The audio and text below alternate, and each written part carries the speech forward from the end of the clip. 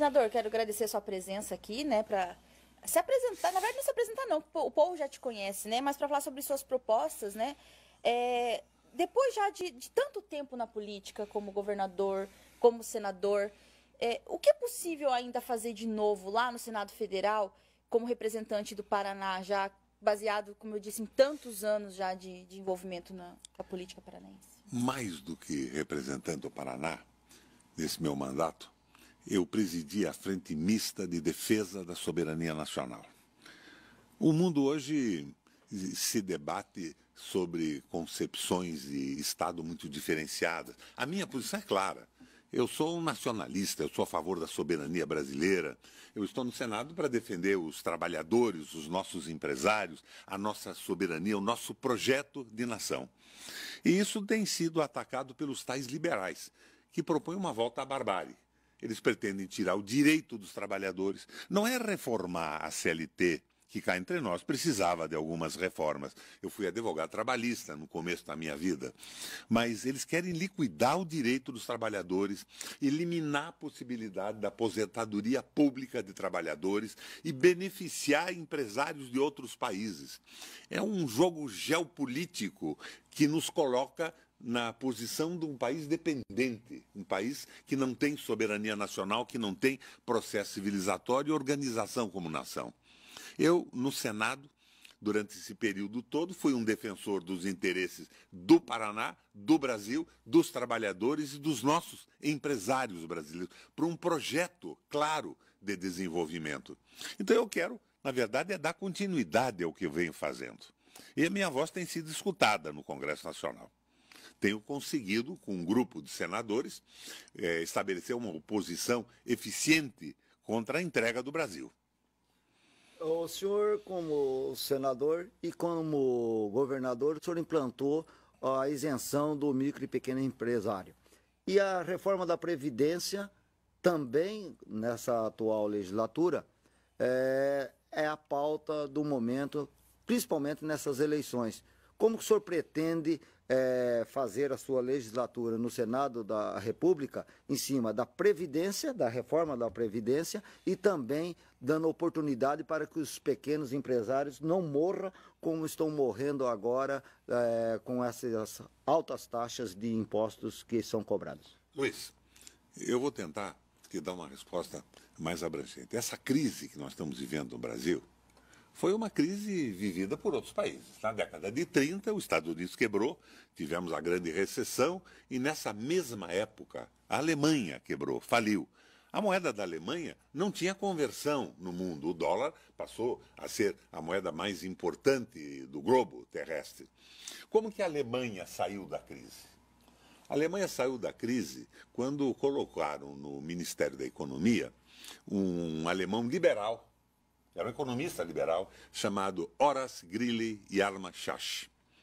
Esse sujeito, no dia que assumiu, deixou de ser liberal, passou a ser alemão. Primeira medida que ele tomou. Como havia o problema da inconversibilidade do marco e todo o negócio era prejudicial à Alemanha pela conversão ao dólar, ele estabeleceu o escambo. O que era isso? A Alemanha só compra de quem comprar da Alemanha. E a Alemanha só paga em produto alemão. Tirou a moeda do processo, garantindo a lucratividade dos produtos fabricados na Alemanha. Imediatamente, ele criou uma moeda não moeda que chamava-se MEFO. Ele fez um acordo com o setor metal mecânico, e por isso o nome de MEFO da moeda, que na verdade era um título garantido pelo governo e emitido pelas grandes empresas americanas, alemãs, perdoem, e que se dedicavam a um projeto de reestruturação da economia. Eram as autobans, as hidrelétricas, a indústria metal mecânica, e os investidores todos tiveram um aviso: não há mais juro na rolagem da dívida alemã. Daí eles disseram ao economista: mas meu Deus, nosso dinheiro vai acabar se nós não pudermos aplicar em letras do Tesouro, é a tal taxa Selic do Brasil. Sim. Hoje, nós vamos ver pulverizar os nossos papéis. Se não, vocês compram uma letra MEFO de um projeto de reestruturação da Alemanha e o governo alemão garante uma lucratividade de 4,5% ao ano. E isso dá para implantar aqui? O que aconteceu lá? Eles foram obrigados a pegar esse capital todo que é rolado na rolagem da dívida e investir produtivamente. Em 6 meses, a Alemanha acabou com o desemprego. E conta a lenda que numa semana acabou a inflação. Daí os Estados Unidos fez a mesma coisa. O Roosevelt, na grande recessão, que começou com a falência da Flórida, o mercado imobiliário explodindo e o desemprego foi brutal. Os telespectadores devem ter visto isso alguma vez na televisão, no cinema, nos jornais, a grande miséria nos Estados Unidos. Se encantou com um industrial americano, o Henry Ford. O Henry Ford pegou as ideias do economista Taylor. Taylor dizia o quê, Luiz? O Taylor dizia que você aumenta a produtividade com a especialização do trabalho. Um trabalhador treinado, especializado, produz com mais qualidade e mais quantidade e no mesmo tempo com o mesmo salário. O Taylor pega essa ideia do Taylor, o Henry Ford pega essa ideia do Taylor e coloca numa linha de montagem e começa a fazer os Fordinhos. Foi uma coisa formidável. Um grupo de trabalhadores se especializava na fundição do bloco, outro na usinagem do restante da construção do carro, outro na pintura, outro montava a caixa, outro montava o motor. E esses grupos especializados tiveram uma produtividade simplesmente fantástica e a economia americana, que era uma economia falida, mais complexa, muito ampla, como é a brasileira hoje, se encantou com a linha de montagem. E todo mundo começou a trabalhar em linha de montagem e especializar trabalhadores. Então, o Franklin Delano Roosevelt, que era o presidente dos Estados Unidos, chama o Henry Ford e propõe a ele a mais alta condecoração da história dos Estados Unidos dada a um empresário por ter, segundo o Roosevelt, resolvido a crise. O Ford recusa a condecoração, Luiz. E o Roosevelt pergunta, por que recusa, Henry Ford? Ele diz, porque ao contrário do que o presidente está pensando, a linha de montagem vai inviabilizar a economia norte-americana. Mas como? Se nós aumentamos de forma fantástica a produtividade. O Ford diz ao presidente, presidente, nós estamos aumentando a produtividade, mas nós não temos compradores, porque o desemprego é brutal, não vamos ter para quem vender e isso vai explodir de vez a crise norte-americana. Então, o que eu faço? Henry Ford pergunta o Roosevelt. E o Ford dá a solução. Presidente, em primeiro lugar, reduza a carga horária dos trabalhadores americanos. Desta forma, você estará aumentando o número de pessoas empregadas e com salário. E, por lei, aumente o salário. Garanta um salário mínimo decente. Mais gente trabalhando com salário, se recuperou a capacidade de demanda dos Estados Unidos, começa a saída da crise. Em seguida, com as ideias do Schacht na Alemanha, disciplinadas pelo Keynes, o famoso economista Keynes, começaram os grandes investimentos públicos. Hidrelétricas, portos. Por que investimento público, Luiz? Porque num momento de crise, o empresário não vai investir, porque ele vai produzir um bem e não tem quem compre. Então, o prejuízo é certo. Só quem investe no momento de crise é o Estado. O Estado investe na infraestrutura, contrata empresas privadas nesse processo também, não é? E com isso ele gera empregos e bota a economia em movimento. Então, a economia ganha com o investimento do Estado.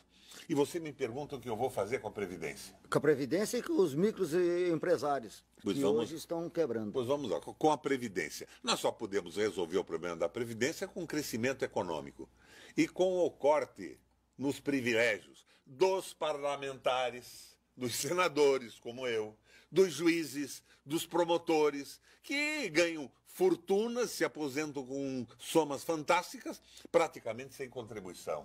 A Previdência do Brasil não é deficitária. O dinheiro da Previdência foi retirado para construir a Transamazônica, para construir as centrais nucleares. Então, é uma conversa mole que a Previdência está falida. Tem correções a fazer, mas a Previdência funciona bem e o que eles querem é entregar a Previdência para a banca. Com somas fantásticas, os banqueiros passariam a administrar esse processo. O que dá um processo desse? Veja o que aconteceu no Chile. Ninguém recebe aposentadoria mais. Isso não pode acontecer no Brasil. Agora, Luiz, reformas nós temos que fazer. É claro que tem coisa errada na Previdência, tem barbaridades. Eu vi o Delfim Neto numa entrevista que deu certa vez, dizendo, olha, eu tenho 84 anos, se amanhã eu casar com uma menina de 19 anos, eu tenho uma aposentadoria da USP, da Universidade de São Paulo, de R$30 mil, e eu morrer logo depois, essa menina vai ter a garantia de receber pela sua vida inteira a aposentadoria do seu marido de R$30 mil. Não tem cabimento isso. Não tem. Tem o problema das filhas dos militares, parece que são 113 mil filhas de militares que não oficializam nem os seus casamentos para continuar recebendo a pensão do pai.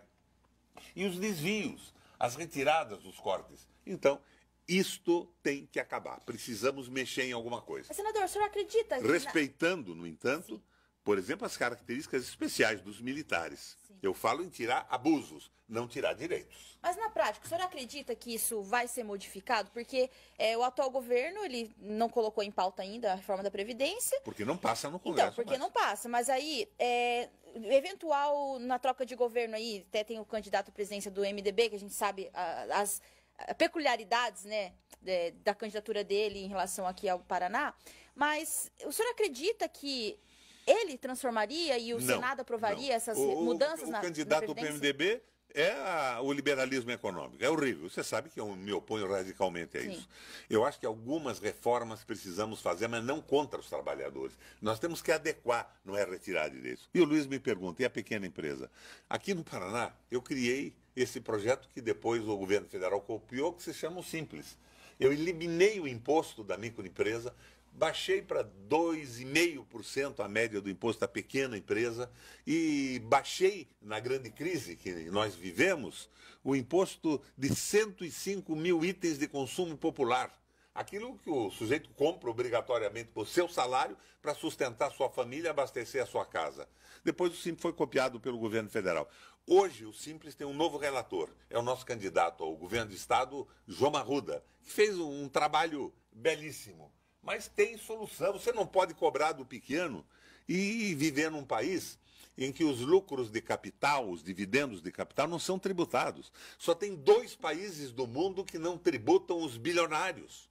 É o Brasil e a Estônia. Não tem cabimento isso. Esse é o liberalismo econômico. Transformar o povo num trabalhador semi-escravizado com lucros fantásticos para banqueiros. Daí me diz, mas você é contra os ricos? Eu não sou pobre, Luizinho. Eu não sou contra rico. Agora, eu estou falando dos bilionários, dos investidores em ações que conseguem dividendos incríveis. Mas, de repente, o sujeito que tem um Civic, um Honda, não, o Requião está dizendo que quer tributar mais a mim. Não, não é nada disso. É a super lucratividade do capital financeiro, que é o capital vadio. Capital que não produz nada, que não investe numa fábrica, que não cria um emprego, que não produz um botão, não produz um parafuso, a peça de uma máquina, e vive da financiarização da economia, desse giro tremendo que sacrifica e preda países inteiros. Nós vamos ao intervalo e o entrevistado de hoje é o candidato ao Senado da República pelo Paraná, Roberto Requião, do MDB. Já voltamos.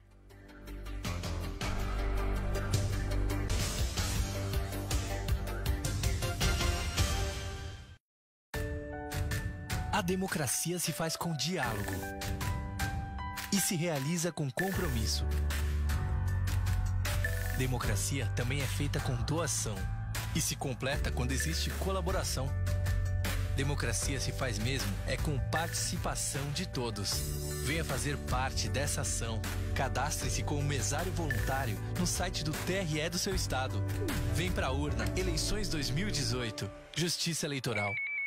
Oi, eu sou o Digital e tenho uma ótima notícia. O Brasil deu um importante passo para ser 100% digital. Brasília foi a primeira capital a desligar o sinal de TV analógico. Daqui a pouco, outras cidades vão fazer o mesmo. Pode ser o caso da sua. Por isso, fique de olho e prepare a sua TV. Com o sinal digital, você tem mais qualidade de som e imagem. E em breve, também vai ter uma internet móvel mais veloz. Acesse sejadigital.com.br e fique ligado. Mais evolução vem por aí. Manhã divertida, dinâmica, intensa, tudo é lindo no nosso Viva Bem. Aqui o amor transborda, contagia e tem sempre cheirinho de comida boa no ar. Melhor jeito de cuidar da cabeça, do corpo e do coração. A gente se completa. Viva Bem, de segunda a sábado às 10h30 da manhã, aqui na KTV. Viva Bem, apoio Solo Casa Class, Saraiva de Resende Construtora, nossos diferenciais, sua qualidade de vida. Máximos Odontologia Avançada. Fipal Fiat, sua concessionária Fiat para Cascavel e região. Seonc Hospital do Câncer, há 24 anos em Cascavel e 7 anos em Francisco Beltrão. Beal, no Beal é mais barato. Pesquise e comprove.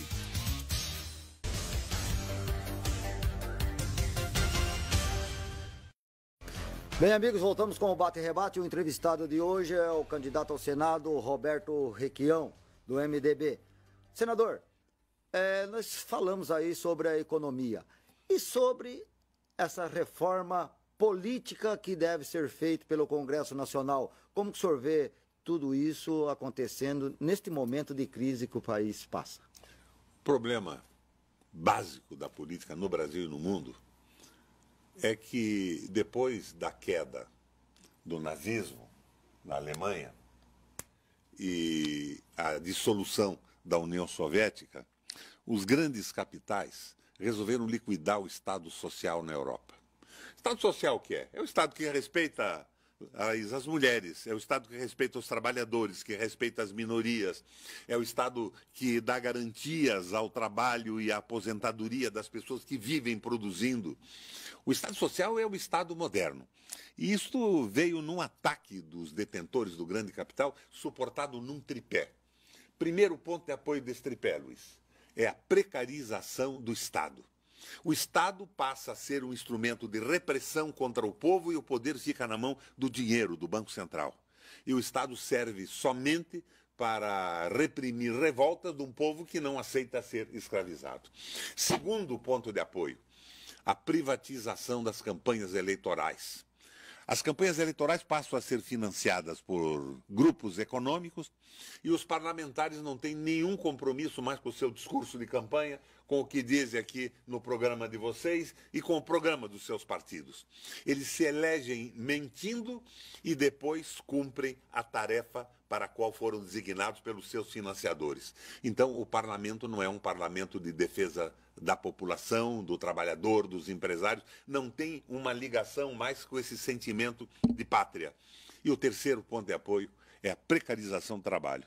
Precarização do trabalho é o fim das conquistas da CLT, que são conquistas do Ocidente inteiro, são conquistas que surgiram na evolução da humanidade e que no Brasil se consolidaram com Getúlio Vargas, com a CLT, e nesse período dos governos do PT, com a integração de grandes contingentes populacionais no mercado de trabalho. Então, o capital financeiro quer acabar com todos os direitos. É o capital prevalecendo sobre o interesse das pessoas, sobre a vida das pessoas e uma minoria acumulando fortunas. Esta é a reforma fundamental. Nós temos que devolver o Brasil para os brasileiros. Mas aí eu faço uma pergunta no contrassenso da história. O senhor implantou alguns programas em benefício da população paranaense quando governador. Hoje, como senador, e o nosso Paraná taxou em 94 mil itens mais impostos para que o paranaense pudesse tirar o governo da crise. Como que o senhor analisa essa situação toda? Não é capaz de diminuir as taxas ao invés de aumentar essas taxas? Exatamente. Este governo é o governo financiado por grupos econômicos com essa visão liberal. Mas esse governo tem 12 ou 15 acusações pesadíssimas de corrupção. Mas o senhor é o representante do Paraná no Senado da República? Batendo pesado nessa gente, tentando botar as coisas em ordem. E agora tomamos a última medida. Nós lançamos candidato no Paraná para voltar aqueles velhos programas do meu PMDB, do velho MDB de guerra, que puseram o Brasil em ordem e faziam o povo ser orgulhoso do governo. Nosso candidato é o João Arruda, que vai assumir o governo com a experiência acumulada pelos governos anteriores do Paraná, e o Paraná teve bons governos. O Paulo Pimentel criou a Copel, começou com as escolas públicas, hoje é o nosso estado é o que tem mais escolas públicas no Brasil. Sucateadas em partes no atual. Sucateadas em parte pelo atual governo. Agora, lembre que quando eu fui governador, o ensino paranaense público estava em primeiro lugar no país, hoje está em 24º. Nós temos 27 estados. Então nós temos que fazer essa mudança. Nós estamos numa luta política. Eu sou candidato para defender o Paraná, defender o Brasil, eu sou um nacionalista, defender trabalhador e empresário brasileiro. Tem um parceiro nessa campanha da região, o Nelton Friedrich, que trabalhou como secretário de Estado do governo Zé Richa lá atrás. Zé Richa é o bom, o sério, o velho. Não, esse Richa novo que está destruindo o Estado e respondendo a acusações do Ministério Público, as mais cabeludas e incríveis que nós já vimos. E nós temos uma chapa com o João Arruda, deputado experimentado 2 vezes, que vem liderando esse grupo todo de técnicos que nós formamos, e nós colocamos o Paraná em ordem. E não é subir o imposto. Subir o imposto de uma forma brutal.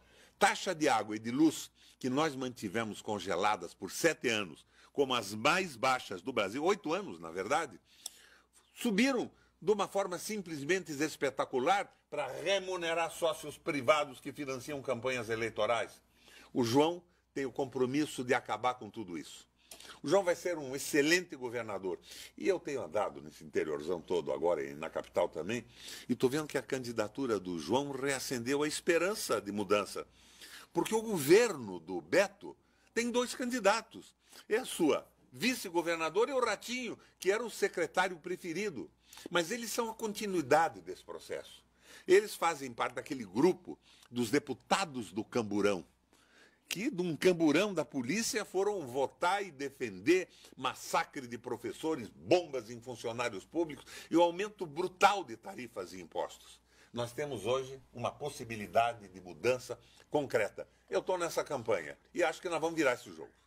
Candidato, o Luiz vai fazer uma pergunta, mas antes eu só quero falar sobre essa questão do liberalismo aí, né? Do impeachment para cá, esses governos liberais acabaram tendo uma ascensão, principalmente, né, no caso do Michel Temer ali, e a gente vê que é possível, há uma crescente aí para isso, se nas eleições não tivermos resultados diferentes. E o senhor não teria esse papel de apaziguar aí essa relação que, por exemplo, os governos progressistas estão divididos em candidaturas, né?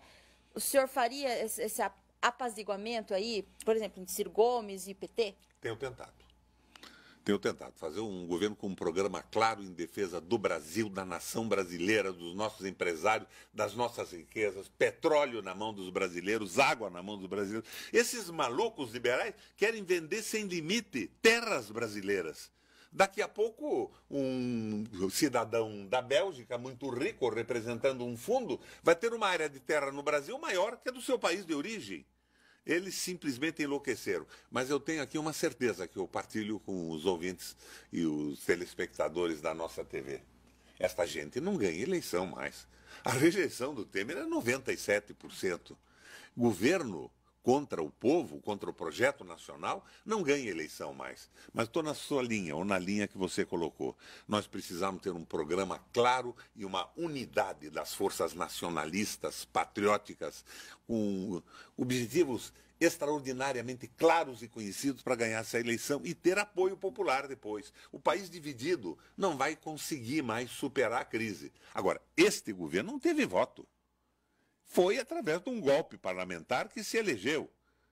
Muita gente achou que era o caminho, não gostava do governo da Dilma, que na verdade não era uma maravilha mesmo, não. Mas o que veio depois foi o massacre da população, a entrega da água, do petróleo, a entrega da soberania nacional, a venda da Embraer. Isso tudo tem que ser revertido para que o Brasil volte ao seu processo civilizatório e a um processo de transformação do que existe hoje num dos países mais importantes do mundo. Nós éramos a 6ª ou a 7ª potência do mundo. Nós estamos caindo vertiginosamente. Na década de 70 e 80, Laís, os tigres asiáticos, quais eram os tigres asiáticos, Luiz? Coreia, Tailândia, Malásia e China. Não produziam industrialmente nem 15% do que o Brasil produzia. Mas daí veio Fernando Henrique, liberalismo econômico, a maior desindustrialização da história do mundo no Brasil. E hoje nós não produzimos uma fração do que produz a China. Então, essa gente não joga com o Brasil, joga com o dinheiro. São discípulos do mamon bíblico. E mamon, na Bíblia, é uma palavra que em hebraico quer dizer dinheiro. Eles obedecem só ao dinheiro. E não se pode servir a Deus e ao dinheiro, não se pode servir ao capital financeiro e ao povo brasileiro.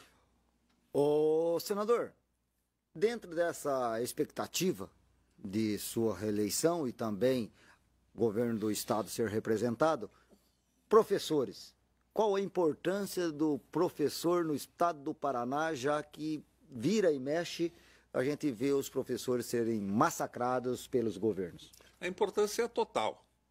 E quando nós falamos da importância dos professores, nós O senhor estamos citou o falando... Camburão aí.